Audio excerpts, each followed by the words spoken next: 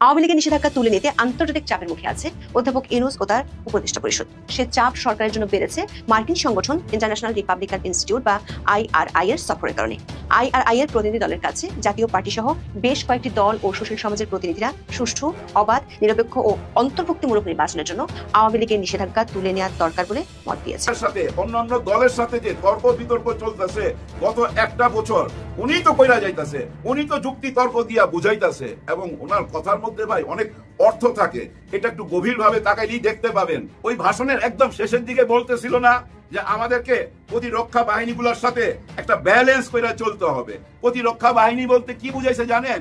ওই তিন বাহিনী, বিমান বাহিনী, নৌবাহিনী, আবার আমাদের আর্মি, বিশেষ কইরা ওই কথাটাই বুঝাইছে। টার্গেট একটা, কোন অবস্থাতে যেসব সেনা কর্মকর্তারা দেশদ্রোহিতার সাথে জড়িত ছিল, যেমন ওয়াকার জড়িত, এদেরকে যেন কোনো অবস্থাতে আইসিটিতে অর্থাৎ ইন্টারন্যাশনাল ক্রিমিনাল কোর্টে ওখানে যেন নেওয়া না যায়। জেনারেল ওয়াকারের কথা হয়েছে প্রথম দিন 3 সেপ্টেম্বর, তার অফিসে সে আমাকে হাত জোর করে বলেছে, স্যার আপনি জেনারেল থেকে কোর্টে নিয়ে মাফ করে দিয়ে। কেন? স্যার সেনাবাহিনীর বদনাম হবে এতগুলো জেনারেল লাস্ট সেপ্টেম্বর না, আমার মুক্তির পরে 3 সেপ্টেম্বর আমি তখন হাত জোর করে। তো আমি বললাম যে তারা যে আমাকে এভাবে অন্যায়ভাবে আটক করেছে, কি সরাসরি না ফোনে? সামনে সামনে, তার টেবিলের ওইদিকে সে বসে এদিকে আমি বসা। তো স্যার আপনি মাফ করেন। বললেন যে তারা যে আমাকে এইভাবে আটক করেছে, অপহরণ করেছে, এগুলো অন্যায় করেনি, জুলুম করেনি, জুলুম করেছে। বন্ধু শত্রুতে পরিণত হয়েছে। তবে আওয়ামী লীগের পরীক্ষিত বন্ধু হিসাবে জাতীয় পার্টি তারা তাদের অবস্থান কিন্তু বারবার জানান দিচ্ছে। আগামী ফেব্রুয়ারিতে আমাদের আসন্ন জাতীয় সংসদ নির্বাচনের জন্য ইলেকশন কমিশন, সরকার, প্রশাসন, সশস্ত্র বাহিনী বেশ কয়েকটা মিটিং হয়ে গেছে নির্বাচন কিভাবে হবে। তবে যেই নির্বাচনটা সামনে সংঘটিত হতে যাচ্ছে সেই নির্বাচনে আওয়ামী লীগের অংশগ্রহণের কোন রকম সুযোগ নেই। এটা আইনি প্রক্রিয়ায় টেকনিক্যালি এটাকে সিস্টেম করে দেওয়া হয়েছে। আসসালামু আলাইকুম রহমতুল্লাহ, সবাই কেমন আছেন? আশা করি সবাই অনেক অনেক ভালো সুস্থ আছেন। সবাইকে স্বাগতম জানাচ্ছি আমাদের আরেক নতুন ভিডিওতে। প্রতিদিনের মতো আমি আপনাদের সিরিয়াস ফারুকি আবারও চলে আসলাম নতুন একটা ভিডিও নিয়ে। দর্শক, আজকের ভিডিও টাইটেল এবং থাম্বনেল থেকে ইতিমধ্যে বুঝতে পেরেছেন আজকের ভিডিওটা কতটা গুরুত্বপূর্ণ হতে চলেছে। দেশে যে রাজনৈতিক চলমান পরিস্থিতি চলতেছে তার ধারাবাহিকতা আজকের ভিডিওটা আপনাদের মাঝে আমরা তুলে ধরার চেষ্টা করি। আমরা সামাজিক যোগাযোগ মাধ্যমে বেশ কিছু ভিডিও ফুটেজ পাই যেগুলো আপনাদের মাঝে তুলে ধরার চেষ্টা করি, যেগুলোর মাধ্যমে দেশে যে রাজনৈতিক অস্থিরতা চলতেছে সেটা সম্পর্কে বেশ কিছু গুরুত্বপূর্ণ তথ্য আপনারা জানতে পারবেন। দর্শক, আর বেশি কথা আমরা একটু ধারাবাহিকভাবে এখানে বিস্তারিত দেখবো। তার আগে আপনাকে ছোট্ট একটি অনুরোধ রাখতে চাই, যারা আমাদের চ্যানেলটিতে এখন চ্যানেল সাবস্ক্রাইব করে সাথে থাকবেন, যারা ইতিমধ্যে সাবস্ক্রাইব করেছেন তাদেরকে অসংখ্য ধন্যবাদ। যারা সাবস্ক্রাইব করে তাদের উদ্দেশ্যে একটি কথা বলবো, দেখতে থাকুন, দেখতে দেখতে ভালো লাগবে, ভালোবাসা হয়ে যাবে ইনশাআল্লাহ। দর্শক, আর বেশি কথা আমরা এখানে একটু বিস্তারিত দেখে আসবো। সাথে অন্যান্য দলের সাথে যে তর্ক বিতর্ক চলতেছে গত একটা বছর, উনি তো কইরা যাইতাছে, উনি তো যুক্তি তর্ক দিয়া বুঝাইতাছে এবং ওনার কথার মধ্যে ভাই অনেক অর্থ থাকে। এটা একটু গভীরভাবে তাকাইলেই দেখতে পাবেন। ওই ভাষণের একদম শেষের দিকে বলতেছিল না যে আমাদেরকে প্রতিরক্ষা বাহিনীগুলোর সাথে একটা ব্যালেন্স করে চলতে হবে। প্রতিরক্ষা বাহিনী বলতে কি বুঝাইছে জানেন?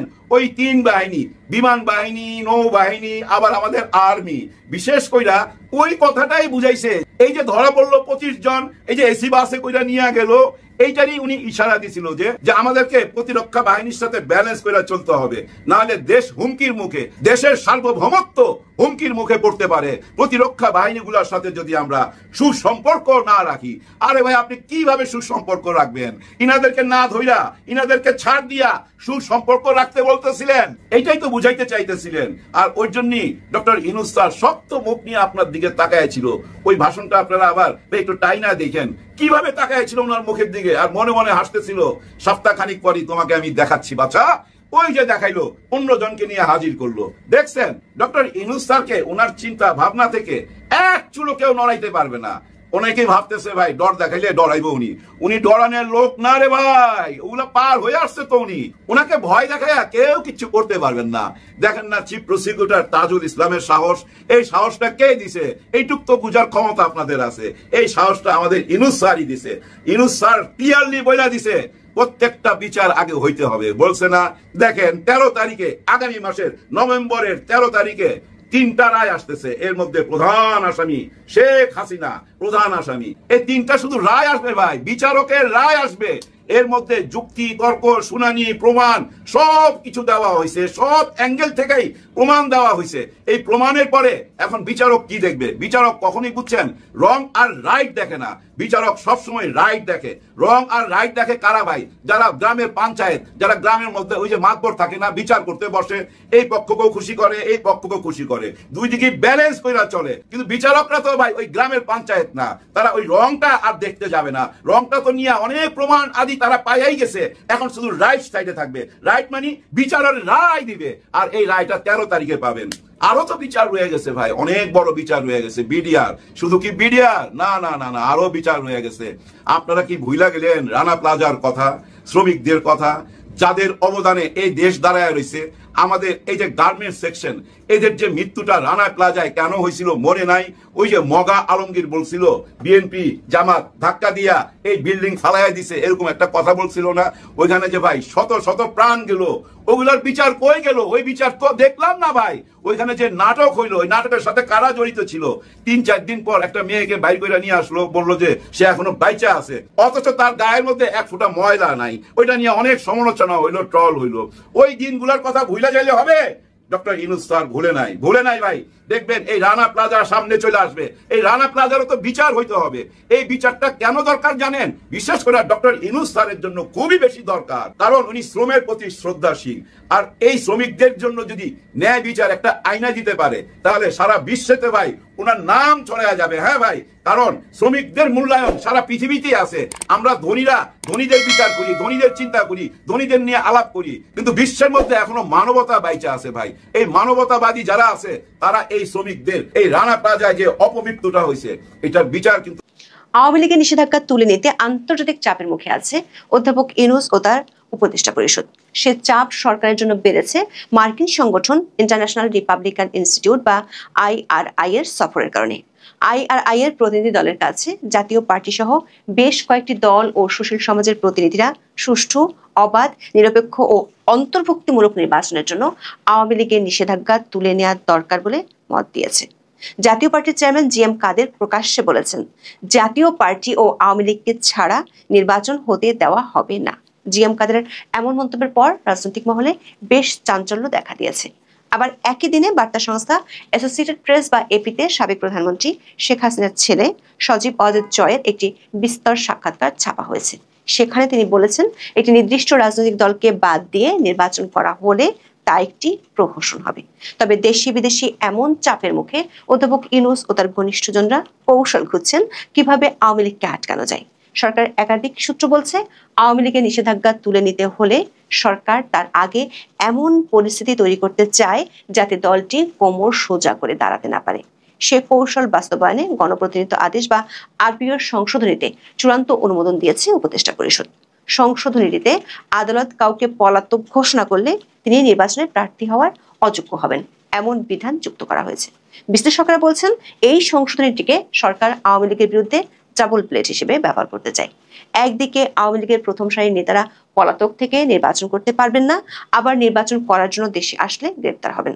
সরকার একটি সূত্র বলছে, আওয়ামী লীগকে কেন্দ্র করে অবাধ, সুষ্ঠু ও নিরপেক্ষ নির্বাচনের ইস্যুটিকে সামনের দিনগুলোতে জটিল করতে চায় সরকারের কোর গ্রুপ ও তার মিত্ররা। এমন পরিস্থিতি তৈরি করতে চায় যাতে নির্বাচন পিছিয়ে যায়। সে আশঙ্কার কথা এরই মধ্যে প্রকাশ করে ফেলেছেন বিএনপির মহাসচিব মির্জা ফখরুল ইসলাম আলমগীর। প্রশ্ন হলো, একদিকে নির্বাচন পেছানোর শঙ্কা, অন্যদিকে সবার অংশগ্রহণের দাবি, এসব নিয়ে কি হতে যাচ্ছে আগামী নির্বাচনে? চলুন যাওয়া যাক বিশ্লেষণে।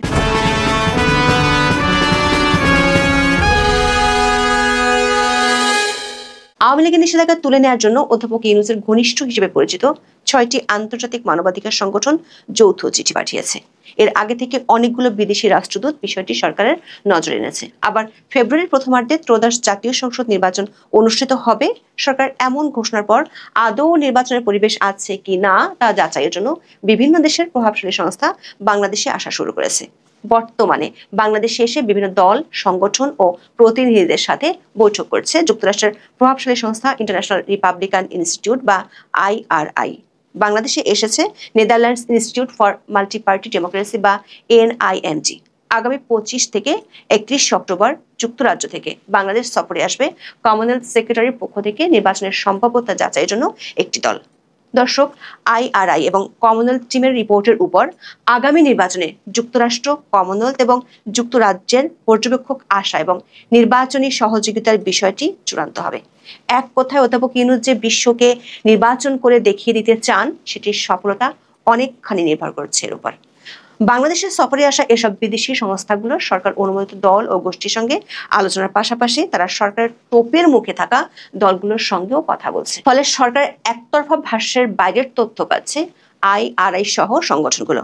ফলে এসব বৈঠক সরকার নীতি নির্ধারকদের জন্য তৈরি করছে অস্বস্তি। প্রতিনিধি দলের সদস্যরা 21শে অক্টোবর যমুনায় প্রধান উপদেষ্টার সঙ্গেও বৈঠক করেন। সেখানেও অন্তর্ভুক্তিমূলক নির্বাচনের বিষয়ে আলোচনা হয়। অধ্যাপক ইউনূস বলেন, বাংলাদেশ একটি শান্তিপূর্ণ ও অন্তর্ভুক্তিমূলক নির্বাচনের পথে রয়েছে। সরকার শান্তিপূর্ণ ও উৎসবমুখর ভোট আয়োজনের বিষয়ে কাজ করছে। তবে সরকারের দাবির অসরতা ধীরে ধীরে পরিষ্কার হয়ে উঠছে IRI এর কাছে। মাঠ পর্যায়ে তাদের পর্যবেক্ষণ যুক্তরাষ্ট্রের নীতিতে কি প্রভাব ফেলবে সেটি বড় প্রশ্ন হয়ে উঠছে। 23 অক্টোবর জাতীয় পার্টির চেয়ারম্যান GM কাদেরের সঙ্গে বৈঠক করে যুক্তরাষ্ট্রের IRI প্রতিনিধি দল। সেখানে জাতীয় পার্টির পক্ষ থেকে জানানো হয়, বর্তমান অন্তর্বর্তী সরকার অধীনে জাতীয় নির্বাচন নিরপেক্ষ হবে না। ঢাকার একটি হোটেলে হয় এই বৈঠক। জাতীয় পার্টির দাবি, একটি অন্তর্ভুক্তিমূলক, সুষ্ঠু ও নিরপেক্ষ নির্বাচন না হলে রাজনৈতিক স্থিতিশীল সরকার প্রতিষ্ঠিত হবে না। এতে দেশের দুর্ভিক্ষ এবং গৃহযুদ্ধের মতো পরিস্থিতি সৃষ্টি হতে পারে। এই বৈঠকের আগে কাকরাইলে দলটির কেন্দ্রীয় কার্যালয়ের সামনে সমাবেশ অনুষ্ঠিত হয়। সেখানে GM কাদের অন্তর্বর্তী সরকারকে তুলোধুনো করেন, বলেন গৃহযুদ্ধ বাদিয়ে দেওয়ার পরিবেশ তৈরি করা হচ্ছে। অশান্তির কোনো নোবেল থাকলে এই সরকারের পাওয়া উচিত। দেশের আইন শৃঙ্খলা কোনো সময় এত খারাপ ছিল না। GM কাদের বলেন, আওয়ামী লীগকে যে বাদ দেওয়া হয়েছে এর কোনো অর্থ নেই। আওয়ামী লীগকে আপনি দল হিসেবে বাদ দিতে পারেন না বলে দাবি করেন GM কাদের। তিনি বলেন, জাতীয় পার্টিকেও বাদ দেওয়া হয়েছে, আর 3% লোক নিয়ে তারা এখন ইলেকশন করতে যাচ্ছেন। তারা এই ইলেকশন করতে গেলে সেটা কোনো ইলেকশন হবে না। সরকার একটি সূত্র বলছে, অদৃশ্য এক চাপে জাতীয় পার্টিকে সরকার সমাবেশ করতে দিতে বাধ্য হয়েছে। সরকারের একজন নীতি নির্ধারক বলছেন, বিষয়টি খুব রহস্যময়। আওয়ামী লীগ সরকারের পতনের পর থেকে অন্তর্বর্তী সরকারের মিত্র দলগুলোর সহজ টার্গেটে পরিণত হয় জাতীয় পার্টি। ঢাকা সহ সারা দেশে আক্রান্ত হয় জাতীয় পার্টির কার্যালয়। তাদের রাজনৈতিক কর্মকাণ্ডের উপর রয়েছে অলিখিত। কোনো ভিডিওতে ততক্ষণ আমাদের চ্যানেলের সাথে থাকুন, দেখতে থাকুন এরকম চাঞ্চল্যকর তথ্য এবং জানতে থাকুন দেশের রাজনৈতিক সকল পরিস্থিতি। ভালো থাকবেন, সুস্থ থাকবেন। এতক্ষণ সাথে থাকার জন্য সবাইকে অসংখ্য ধন্যবাদ। আল্লাহ হাফেজ।